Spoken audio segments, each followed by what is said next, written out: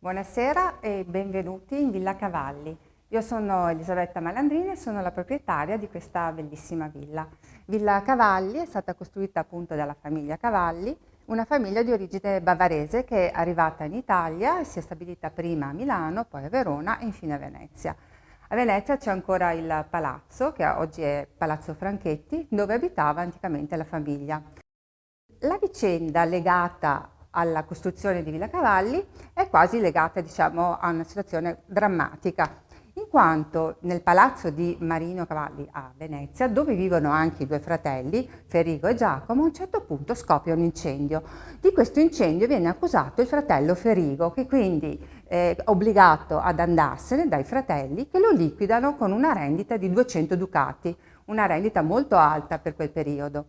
Alla morte di Ferigo troviamo praticamente la notizia che Ferigo è morto in villa, quindi tutto lascia presupporre che, siccome i terreni che erano qui a Bresseo erano diventati di sua proprietà, lui abbia costruito una villa con i 200 famosi ducati, con la sua rendita, insomma.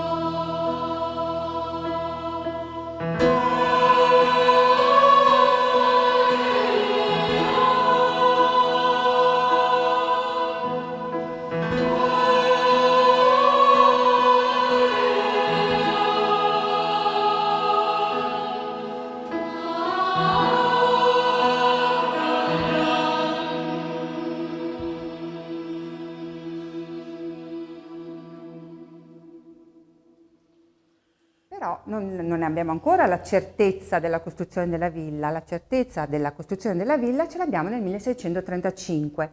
Quando infatti Ferigo muore, il figlio è ancora minorenne, quindi le proprietà passano al cugino e alla moglie.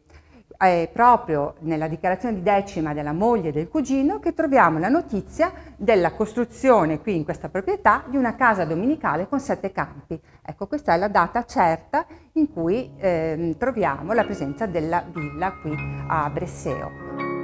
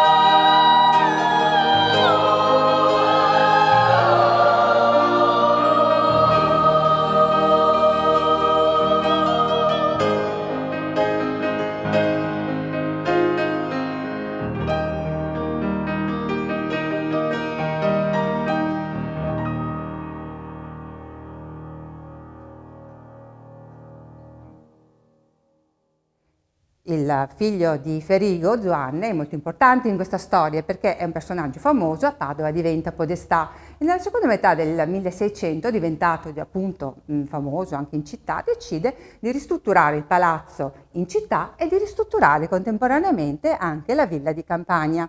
Ecco che in questa seconda metà del 1600 la villa assume diciamo, l'aspetto che vedete adesso e proprio in questa parte diciamo che viene costruito questo scalone monumentale che vedete qui dietro che è un unicum nell'arte del nord Italia, in quanto è praticamente identico allo scalone che troviamo nell'orto botanico dell'abbazia di Praglia, che è proprio qui a 2 passi, e tutti e due si rifanno all'esempio del monastero di San Giorgio a Venezia di Baldassarre e Longhena.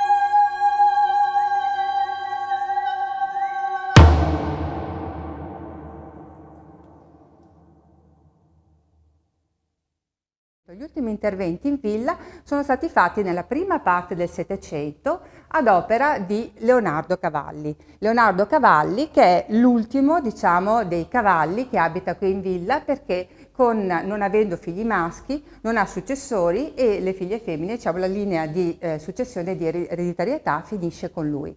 La villa quindi passa attraverso i Giustinian, attraverso la famiglia dei banchieri dei Forti, per arrivare fino nell'Ottocento ai conti Lugli. È stata il proprietario dei conti Lugli fino al 1980, quando mio padre appunto l'acquistò dalle ultime 2 contessine Lugli. E questa è la storia della nostra villa e spero vi sia interessata, sia stata interessante. E a noi ha fatto molto piacere ricevere oggi i Pueri Cantores, è stata una bellissima esperienza e vi lascio all'ascolto delle loro melodie.